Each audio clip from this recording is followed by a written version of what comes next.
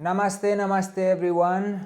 Welcome to this new class. Today we have the class number 10 of our yoga TTC, and today subject is Tantra philosophy and Vedic astrology.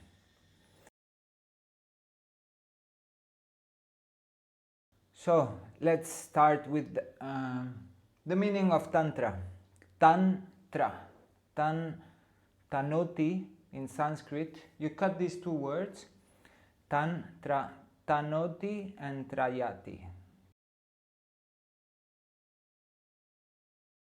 Tanoti means to expand, to stretch, to make it longer. And Trayati means basically liberation. So you know, because we are studying the Yoga Sutras of Patanjali, we've been through the Triguna, the Tridosha. Everything comes from India, and the knowledge we try to share with you in here is related to Indian Sanskrit way of seeing life. And India, as you know, believes in reincarnation. So there is a moksha for liberation of the soul, the Atman who lives inside of me. I want to liberate this soul, this entity, and to avoid to reincarnate again in a physical body as a human being, as suffering with karmas, with the Vasanas. We saw the Samskaras, the law of karma. We want to get rid of this. So Tantra somehow is the path that leads you to moksha, to liberation. So in yoga, because we are talking about our workshop, actually is the teacher training workshop, how can we apply Tantra in yoga, in Hatha Yoga, Vinyasa Yoga, what we are studying? By stretching our body, we stretch our mind, we balance our emotions, and we get rid of some vrittis, fluctuation of the mind. We can heal some vasanas, you know, the impression and imprints that we have and we carry in our genes from past life.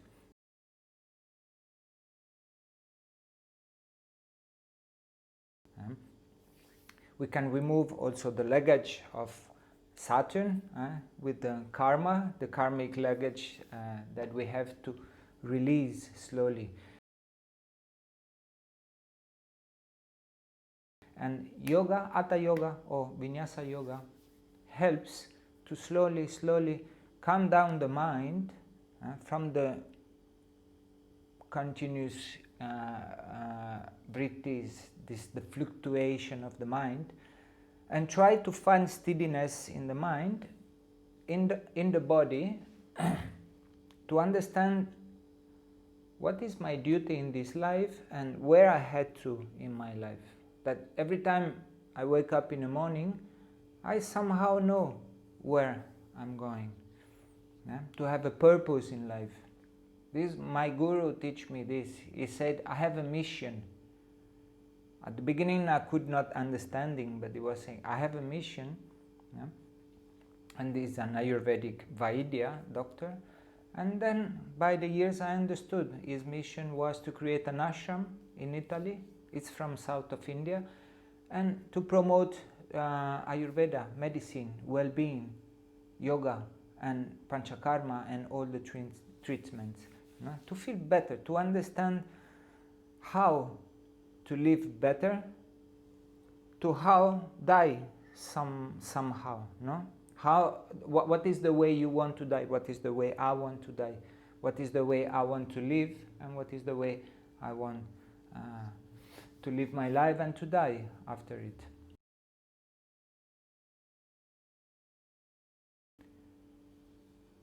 Tantra Yantra Trigunas. We've been also through the Trigunas. We have 1 hour video about the Trigunas, remember. So the Triguna are the three cosmic forces that pervades the universe. The tamasic energy, the rajasic energy, and the sattvic energy. We could see in the video how we can apply in our life the food that we eat, the way that we eat, and the tamasic food, rajasic food, sattvic food, but we saw also the places, the rajasic places in the world, the tamasic places and sattvic places in the world.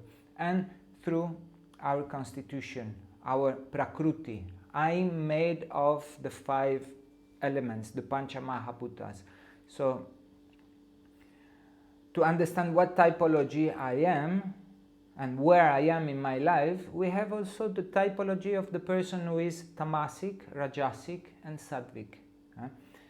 And Tantra explained there is like 3 kinds of human being. There is the Pashu. Pashu is the human being who just follow like a goat, follow all the other goats, and society tells you to do something and you do that, and you keep on doing the wrong things, keep on mistaking, keep on indulging in something, in food, in whatever, temptation, desire, you know. It's like this tamasic energy, inert, that I don't have any aspiration in life. So we call them Pashu. The man is Pashu. Then we have the man is Virachara, which is more heroic, which is more embodying the control of the mind, the thoughts and the emotions, you know. It's like martial arts. The man is honored also, and I give you my word and I keep my word, you know. I stick on my word, very important. And then we have the last one, the Divya, who has good purpose, but the purpose is more related to embracing God and living my life towards the higher understanding of life through the Sanskrit text, like the Upanishad or the Bhagavad Gita, or simply the Yoga Sutras of Patanjali, to have moral and ethics. I have a mosquito in here, right? So we have these 3 kinds of men. I will write it in there. So the sattvic person are called dakshinas. The rajasic person, the vama, and the tamasic madhyama. So we have the divya, the virashara, and the pashu. As you can see, I wrote impure form of tantra for the tamasic, mixed nature for the rajasic, and good purpose for the sattvic person. Okay? So these 3 guna are very important to understand, because there is no universe without these 3 cosmic forces. We have them inside of us. We need to use them. But how do we want to use it? Yoga, Tantra, make it very clear where you want to be in life. Then we have, I wrote it in here, the left and right hand of Tantra. It's not an easy subject. I will try to go through it to explain the basic of it. So the left Tantra is related to the Agoris. And the Agoris, the meaning of Agori is Gora, means terrible, terrifying, you know, fearful. It's the fearful aspect of Shiva, called Bhairava also. And Agora means to take everything that is not in balance and to put it into balance. Like the 5 bodies, the 5 kleshas that we have. The goal of the Agoris is to burn down everything that is in between you and your direct perception of reality. Right? So I showed to you some photos, very if you never saw this kind of photo, they're very impactant. You know? Before stepping completely into the left and right end of Tantra, I just want to mention the planet who are Rajasic planet. Rajasic planet in Vedic astrology are related to these two planets, to Venus and to Mercury. These two planets with the intellect, charming person, dance, sexuality, pleasure, they want to enjoy life. Rajasic energy is really to enjoy and have pleasure and have fun in life. Then you have four planets that are heavy, like Saturn. Saturn is a planet of limitation, darkness, death, obstacles, karma. Mars is unfortunately also seen as a tamasic planet, even though he has full power for action. But Mars has this violence, this aggressivity in it that creates a lot of problem into people. And of course we have Rahu, the pure temptation, the obsession planet, and this is Ketu, the planet of illusion, Maya, getting lost in the world of fantasy. So in here there is 3 karmic planets, and those are the 4 tamasic planets. And then we have Sun and Moon, of course. Sun is related to our soul, Moon is related to our mind and emotions, and Jupiter is the planet of wisdom, is the Guru, is Brihaspati. So these 3 planets are sattvic energy, high spiritual. The Agoris, you saw some photos. The Agoris are like Rahu. Why? Rahu is a foreigner in Vedic astrology. Why is a foreigner? We saw it as a foreign because he wants to do everything out of society, not following the rules of society. He's unorthodox. He's creating his own religion. The Agoris, somehow, I feel they have the same mentality. They don't follow any caste, they don't follow any rules of society. They are completely apart in some places.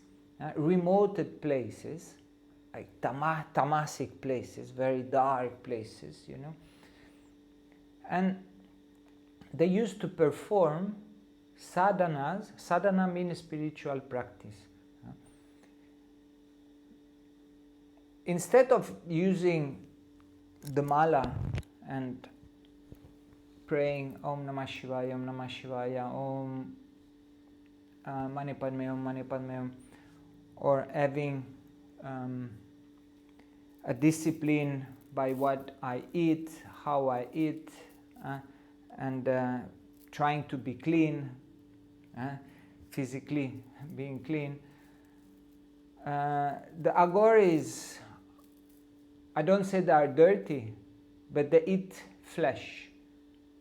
I mean, they eat the rest of the corpse, the flesh of the dead bodies. Yes, if you never heard about this, this is one of the things. They also, to show how you are nothing in this life, they are able not only to drink their urine, but they eat their feces. They can shit the poo and they eat the poo. Yes, this is what they do. And they put in their body the ashes of dead people. They have all sort of sadhanas or spiritual practice that goes beyond the normal mind. Or they have the skull of a dead person, and they put into it, they put alcohol and they drink it. Or they can use soma. Soma is the magic mushroom, is the hallucinogenous, you know, psychedelic. Like we have ayahuasca, we have peyote in South America. In Africa they have also their own medicine to speak to the beyond. And the Agoris, they use this soma, mushroom. And not only this, once they take the mushroom or once they get very drunk, they sit on a corpse of a dead body. I hope my English is good enough to understand me. And they can even put oil, open the mouth of the person, put oil and light a flame in the mouth of the dead body. And they sit on it and they start to do japa, being drunk or completely under the effect of soma, this psychedelic mushroom. And this to show what they want to show. They want to perform tapas, spiritual practice, sadhana, in the most challenging way that it is. Can you imagine to meditate on a dead body? So these are the Agoris. This is the left hand of Tantra. But I want you to understand that we don't have to go through this. They choose their path. The Agoris decided to be like Rahu, outside of society, and to really look for this, for moksha, liberation. Because how can you liberate yourself if you're afraid of cockroach and a spider in your house? Oh, spider! Ah! We'll come to it, to the 8th house, to Saturn, to Scorpio, to death. The Agoris went very deep into investigating what is the real meaning of my body, physical body. I'm not my body, I'm not my emotion, I'm not my thoughts, I'm nothing related to this. I'm an Atma, an individual soul who came here to perform life, to break the cycle of reincarnation, and they are doing it to the extreme because they don't want anything, any pleasure, any attachment, anything. While in our society, we are bombarded by external stimulation, things that we have to do, things that we have to eat, the way we think. You know the society, so I'm not going to it. So the right hand of Tantra is more dedicated to Guru, to bend to the foot of the Guru, to learn, to study the Sanskrit books of India, the lectures that you can have in a satsang from a Guru. Is like you want to nourish yourself from higher understanding, from higher philosophy and spirituality. Then there is a way also of practicing mudras, the gesture, which is very important because each gesture each mudra is related to a nadi. We have 72 nadis, energy channel in our body that are related to mind, to thoughts, to unconsciousness, subconsciousness, organs, physiology of our body. So the mudras are also a way to connect to God, right? Mudra and singing mantra, the devotional song, Om Namah Shivaya, or the Arti, the complete Hanuman Chalisa. So these are left hand and right hand of Tantra. I put it in Sun and Saturn. We'll come to it after. Now I want to speak a little bit about this darkness.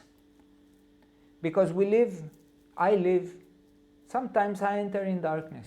I was in darkness before. I could not understand.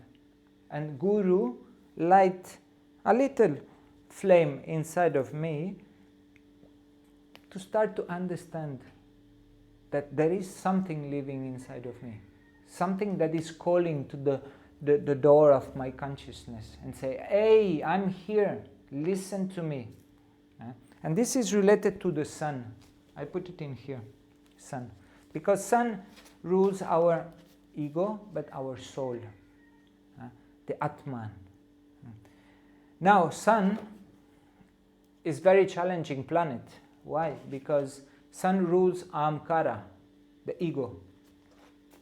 And how many conflicts we have in our life related to ego. It looks like that is daily fight for ego things, especially when you enter in a relationship and you get used to it, and then you bring your karmas, you bring your vasanas and the imprint of your past life, everything emerge again in your life, and then you have now to face it with another person in front of you. And that person's feeling the same. And then you bring the karma of your mother, you bring the karma of your father, the lineage, the family lineage, the karmas that we bring, the code, the genetic code that we have inside of our body. So how Tantra? Because Tantra also wants to go beyond individualism. Tantra as Shiva Shakti, we'll come to it right now, is looking for something more. I want to put the draw in here, like this you can see, and now I can explain to it. If you look this chart, this is an Indian Vedic astrology chart.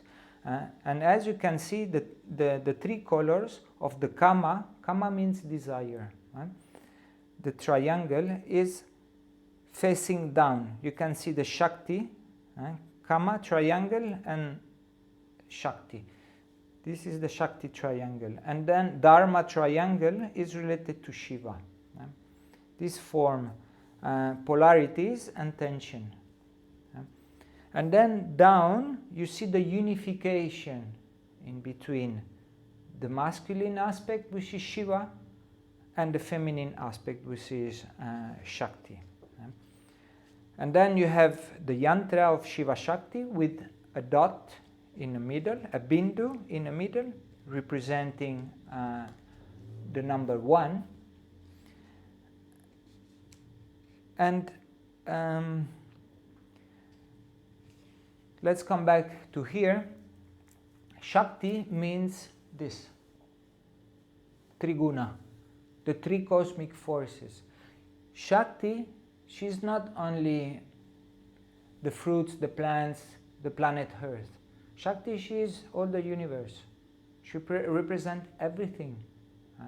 Even the three forces, even the dark force of tamasic energy, the energy, full energy of rajasic and the sattvic wisdom energy is related to Shakti. Beyond this, on top of this, or in the middle of it, everywhere is Shiva consciousness.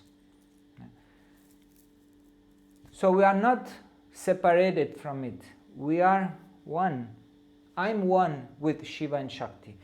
My feminine part, with the pinky color in here, Ida, and Pingala, which is more bluish energy, male and female that lives inside of me, Ida and Pingala, related to Rahu and Ketu. Why Rahu and Ketu? Because Rahu and Ketu are highly spiritual planets. They are highly spiritual messengers, capable of destroying malefic tendencies within us. So they play the role of temptation, illusion, but somehow they live inside of us as the Kundalini. I will show after the...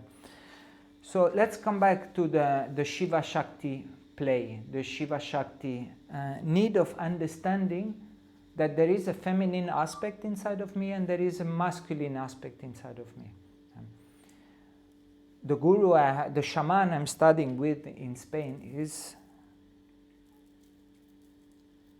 very powerful. And he's explaining just one very clear thing about Shiva and Shakti. Nowadays, 2020, the men are too much in the heart, but in the wrong place of the heart. Too much emotions, too much feeling, too much, oh my God. This is more the place of a woman, because the woman, she is going through the cycle of the moon, we'll come to it also after, that she has the menstruation, and they have this fluctuation of the mind and emotions, because they are going through cycle of monthly cycle. The man, they have different cycles, right? So the shaman I'm studying with says, man, you have to bring this energy first into Manipura, into the belly, and find the right Shiva that lives inside of you, the Vira who lives inside of you. Empower yourself, man, to be on control of your emotions, your mind, and your gesture, your aggressiveness, your violence. This is one of the jobs. And nowadays, today, the women are, it seems they are too much in the belly, in the control, because they've been working in the last 3-4 decades a lot, the women in men's group, especially in Ibiza where I live, there is a lot of women's group, and they empower themselves since decades. But the man is, we are coming slowly to it. So this, bring it to the heart. No need to be empowered so much from the commanding, because the man nowadays are very sensitive, are like too much in touch with the mother, their mother, you know, they rely too much on the mother. Shamanism say, get out from your house when you are 18 years old and work your path with men, with your father or with your uncle or with the man support. Don't stick too much in the drama of the mother, in the fears of the mother, in the emotional state of the mother, because she is transmitting since already an early age to the boy, to the child, that at a certain age, out of the house. Otherwise you get trapped in this fear that the woman has because of the emotions. They have this deeper, but the man is different. The Shiva Shakti have two different understanding, you know, because physiologically we are not the same. Man has the lingam, and if you see the triangle, I will put it again. See the triangle of the Shiva. If you take the bottom of the triangle, you can imagine the testicles. And on top of the pyramid is the lingam. Same as per the Shakti. Shakti represent the vagina. You can clearly see it, you know, the triangle. So we are made different, but somehow we want to mix. Somehow we have to reproduce ourselves. How? In animalistic way, just because I need to reproduce myself, you know, to procreate as the first chakra, you know, the survival, the procreation. Or we want to go and bring this energy to the heart and then up there. We'll come to it just a little bit after. Now I want to go back a little bit to this place of Saturn, Scorpio, 8th house of death. Why death? Why I wrote the Sun and why I wrote Saturn in here? These two guys, these two planets are big enemies, because Saturn is the planet of humbleness, of hard work, of helping society, of supporting others. I'm not saying that Sun is not, as a king, as a politician, is not supporting others. But Sun has this thing of the amkara, of the ego, that has to cut off, transform it. I wrote it in here, 8th house is the death of the ego. I'll put the chart now in here. And this house is very important for spirituality, because without killing the demon, it's difficult for us to step into spirituality or a higher understanding or embracing moksha and liberation. Saturn is the planet of darkness, and Saturn and Scorpio are ruling the 8th house of underground, dark places. Scorpio, snakes, worms, cockroach, spiders. This word of disgusting word. Where the agor is, the love. The agor is, remember, the left hand. They deal with this. They know about the poison of the snake. They know how to use poisons to get drunk, but to keep centeredness. This is the challenge. I live in Ibiza. I see people drinking, getting mad, screaming in the street, and there is no more control. Once you drink a little bit, then you go mad. And then you take a little bit of drug, you go completely mad. I saw it in Ibiza. People jumping from hotels, in the swimming pools at the 3rd, 4th floor. And sometimes they miss the swimming pool and they die. So there is no control on it. So the 8th house of astrology is the house where you start to dig deep into yourself. You find that place of darkness. You go back and you hug the shadow. Your shadow, my shadow. And I stay in that place. In that place there is all the anger, frustration, ira. I will name them.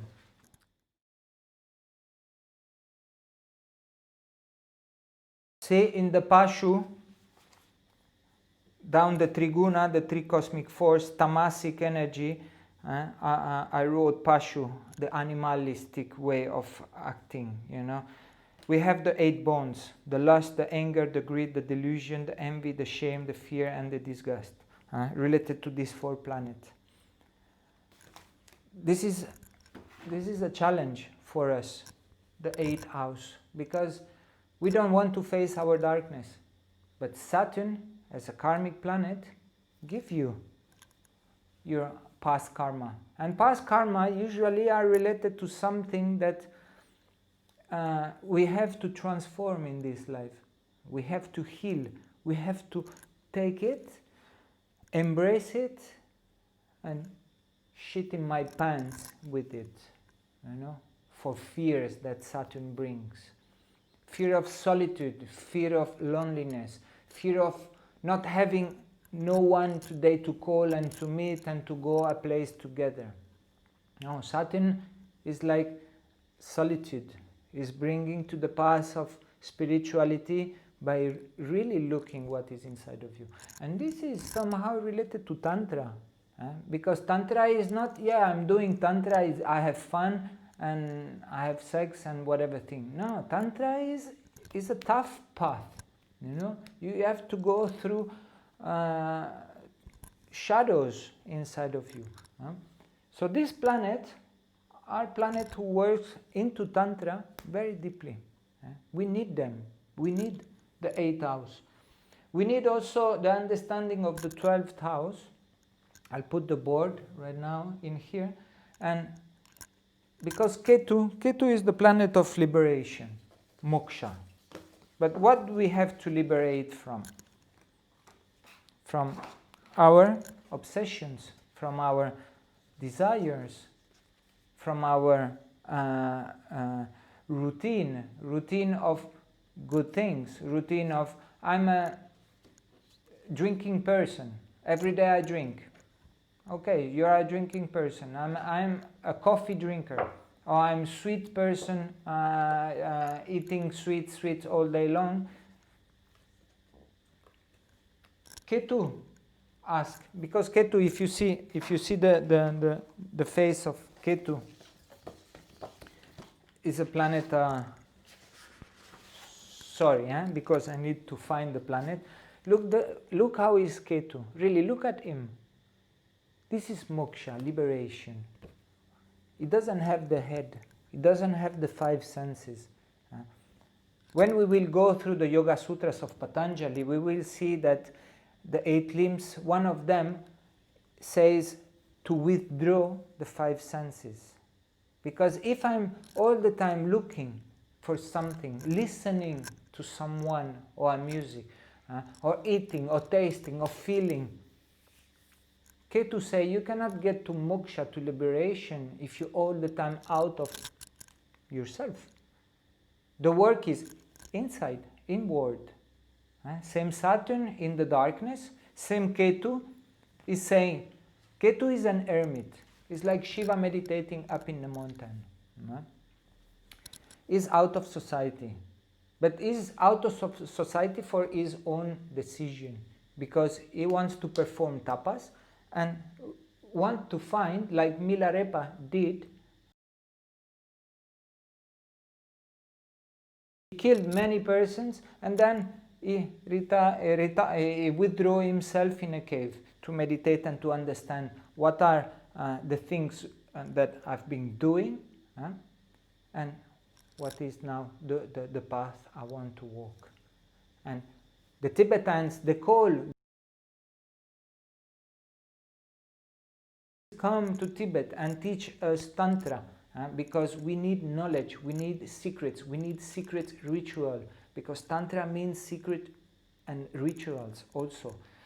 It means expansion of the heart, expansion of the consciousness, being lovely to yourself and to others, to embrace then the Shakti or to embrace the Shiva, but it means also deep rituals. And the deep rituals are related to Saturn, to Scorpio, to the 8th house, to Ketu, isolation, being out of society, withdrawing the 5 senses, not being all the time with upadaya. Upadaya means seduction, allurement. And now the media is the number one to do it, to seduce us with thousands of things that we have to buy, we have to acquire, and we need to have. And we cannot get into the path of Tantra if we are outside ourselves all the time with desires and temptation and playfulness. I don't say playfulness in the wrong way, in that way, but all the time enjoying outside world and never looking in. This is Tantra, secrets. So the 8th house is related to Pisces, zodiac sign. Why? Because Pisces, if you never heard about gurus or wisdom from India saying that you have to go back to the ocean. We are like drops, boom, like from a fountain. This is the sea, this is the ocean. We are a spark of, and we are drops. We are living our life like drops of water, and at the end of our life, when Ketu comes, when 12th house of moksha, of death, final death is coming, pluk, we go back into the oceans, which is Purusha. Remember that Prakruti is Shakti, Prakruti, feminine energy, matter. And Shiva is the Purusha, the Brahman, or the consciousness, the cosmic consciousness, or the Shiva consciousness. Remember that 2 things. So, to live our life, to experience life, and to go back to God. My guru always say, you don't have to go in front in the life, you have to go backward. You have to go back to the origin where you come from, to Purusha, to God. Then there is the Soma. Soma is the mushroom. They use the agoris to get, like the shamans in South America, they use ayahuasca and they use peyote to have this out of the body experience, right? But there is another thing related to Soma. Soma means also nectar. Soma means amrita. Amrita is the secretion that you have from the pineal gland inside of your throat when you do Kechari mudra. Kechari is to turn your tongue backwards and put it on the paladar and meditating like this. with the tongue backwards. And this, by the time, will release, the pineal gland will release like a drop of nectar of immortality, that the yogis use it as to reinforce their immune system, ojas, and to be more lightening, like tejas, Ayurveda. So the moon, there is a beautiful story I want to tell you about the moon. The moon is also a man. This is the feminine aspect. Menstrual cycle, loving, emotion. The moon in astrology is how do I relate emotionally to the world. While Mars is how do I relate to the world physically, and Mercury through the intellect, through the analyzing. So each planet has its own meaning. And moon is seen as Soma, as a man, that married 21 daughters, the daughters of King Daksha. So he had these 27 beautiful women for him, and he had one woman that he preferred, the Rohini. So he was all the time, he had this woman every day, because the moon goes to 27 to 28 days, full cycle, menstrual cycle. If this 27, the woman's cycle is 28 and a half days, 28 days, it depends, because some nakshatra are bigger than others, but the calculation is the same.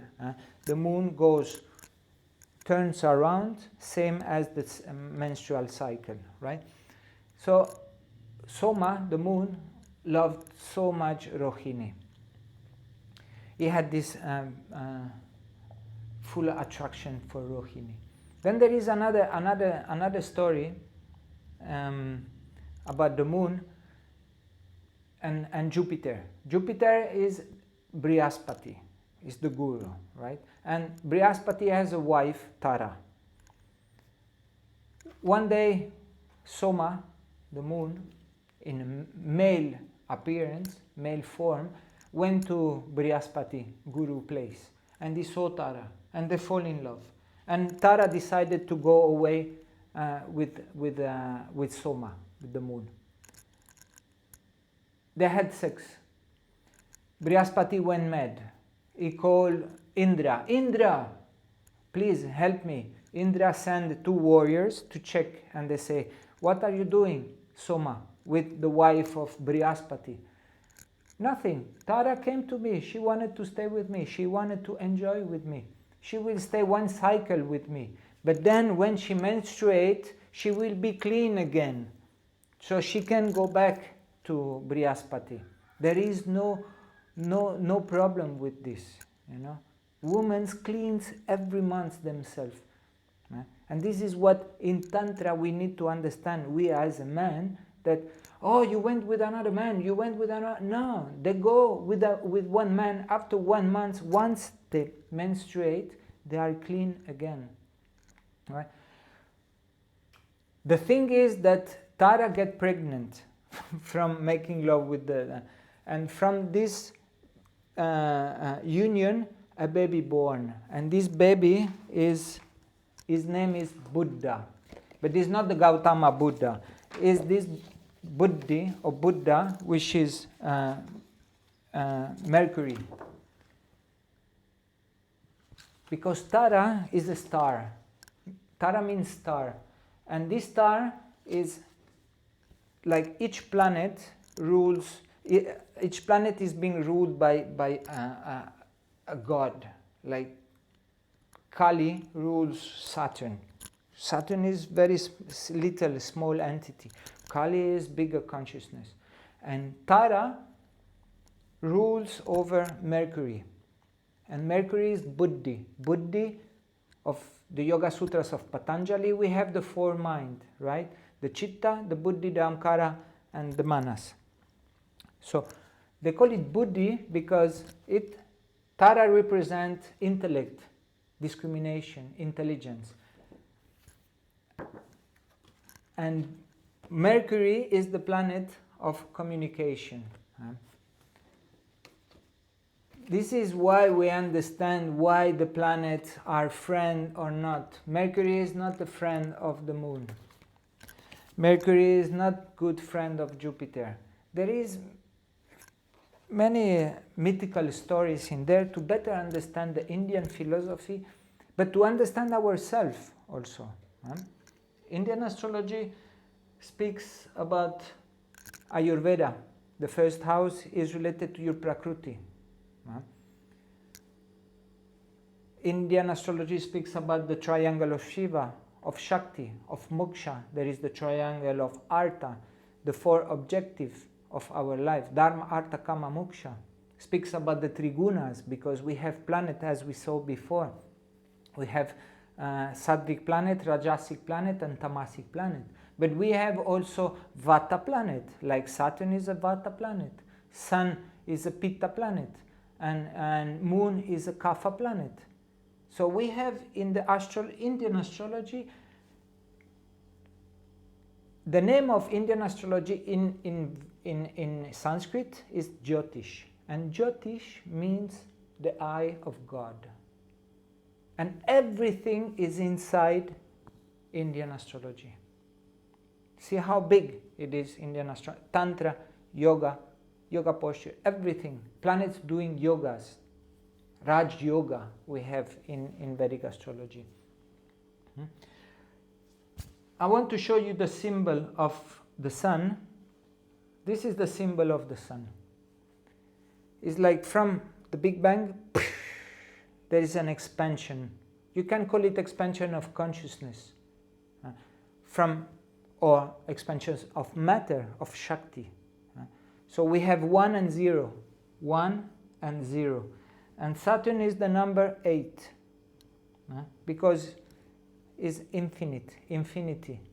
Nothing is permanent. Everything is in a constant movement.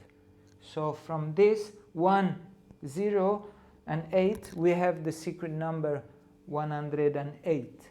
108 Rudraksha Mala in Mala. 108 Marma point in our body. We have the video of the 108, sorry. Right? So, Tantra, what is Tantra? Now, we're going speaking. Now, Tantra is just sitting in front of a woman in workshop and looking into each other's eyes and then hugging and then maybe asking the telephone number and then maybe tonight we can eat together and then, yeah, why not? If you want to do Tantra in that way, why not? This is the new Tantra, as we call it here in Kho Phangan. Or this is the new way that to embrace Tantra, because Tantra it's old. We have the Indian Tantra of the Khajuraho, we have the Tibetan Tantra of Tibet and Milarepa, and the New Age Tantra, let's call it like this, and forgive me if I mistake, but we have Rajneesh Osho that in the 60s, 70s, 80s in Pune just come back with Tantra. Just come back with Tantra and they say, okay, let's do it. Let's enjoy life. Let's use the sexual energy. And I have this drawing in here that I want to show you.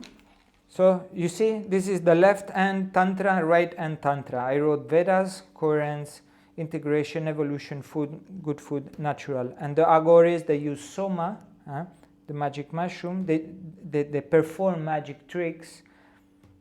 And they live an unnatural life, right? But then you have Rahu and Ketu again. Rahu and Ketu, as you can see, the lingam and the snakes of the Kundalini. Rahu and Ketu are the snake of the Kundalini. And we have the two channels, Ida and Pingala, related to Rahu and Ketu, related to the feminine aspect and the masculine aspect, who turns and go up all the chakras to get to the heart chakra or to get to Sahasrara and get enlightened. This is a little bit the idea of it. And then I want to show you this chart also. Now you can see it is with the number 108. Saturn is the number 8. Scorpio is the number 8. The 8th house, you can see it in here. The secret ritual, sex, occultism, and hidden things. And then the 12th house up there is related to Ketu, to Moksha, to the Pisces. But they are called the nakshatras. They are the 27 constellations, very important in Vedic astrology to better understand yourself, you know. So this is the draw I want to show you. And so you saw the Shiva Lingam with the 3.5 turn of the snake. 3.5 drop of sperm we have to use in our life. After using the ojas, our vital force, we die. It is why we say in brahmacharya, try to keep your sperm. Women, try to keep your blood menstruation, because you're losing so much power by ejaculation or menstruation too much. Right? So these are the new teachings. The teachings, they are all occult teachings that came alive again through some of the schools that we have today in the world. So how do we perform Tantra today? What is Tantra today in 2020? We are not going to sit on a corpse and getting drunk and doing japa. No. Are we going to study deeply the holy scriptures from India, going into the sutras, all the Yoga Sutras, understanding all the books, reading the Mahabharata, reading the Upanishad, reading the Vedas? No, we don't have time. We have telephone and we are online and we are doing something else. So how to get it to Tantra if we are not using the left end of Tantra, which is very tough, you know, sadhanas. But are we using the right end of Tantra? By devotion, by singing mantra, by gesture, by performing yoga, by having daily sadhana, aspiration for God. Are we having this? So the question is, what is the Tantra we want to have today? How to get to Tantra? How to get to the path of moksha, to liberation? To liberation of what? Of the pain I have inside, the solitude I have inside, the fears that I have inside, the anger that I have inside, the sadness that I have inside. How can I, through Tantra, be happy? Be happy means be in balance with myself. Waking up in the morning and not that all the world is coming on top of me and they say, today I'm depressed, today I need to call somebody, today I have to eat again, or tonight I have to go to sleep and I indulge in food because I'm empty inside. And Tantra wants to fill you up with love, unconditional love, your own love first. First, begging love from another person. Find a way to balance yourself through the understanding of Tantra, which means the awakening of the Kundalini, which means Rahu and Ketu. And what are Rahu and Ketu? Rahu is the head of the dragon. I will show it again, which means allurement, temptation, gambling, prostitution, watching porn, taking too much drug.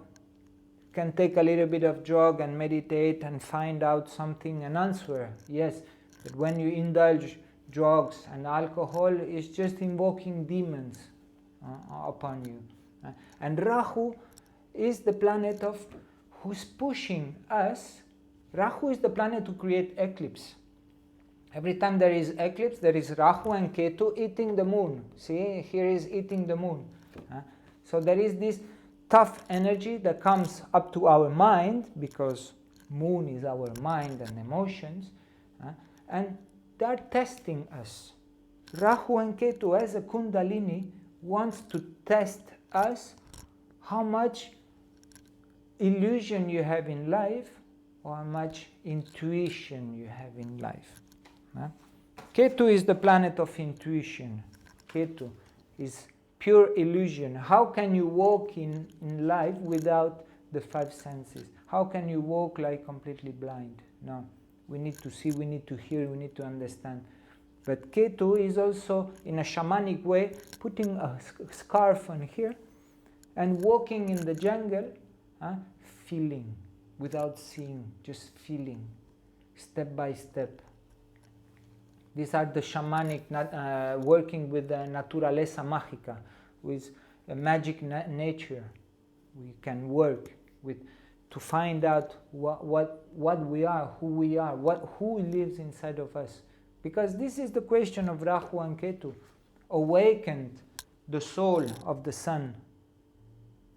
Sun is Atma. What is the Atma who lives inside of me? But if I'm all the time out, I'm with the temptation and illusion of Rahu and Ketu, playing this game of illusion, because I'm never centered, because I'm looking outside all the time. So Tantra says, look inward, sit, meditate, do your practice every day, constant. And nobody has this Saturn. Saturn has a focus, very precise in here, like Trataka, see the cross? And then he has the hook like this, and this is to cut, like agriculture. They were cutting the plants like is metal, things like this, Because Saturn is the one who cuts death. Saturn is the one who put limitation in your pleasure of life. I don't say pleasure is bad. I say how to use pleasure in the best way. And Tantra has the key of it for pleasure.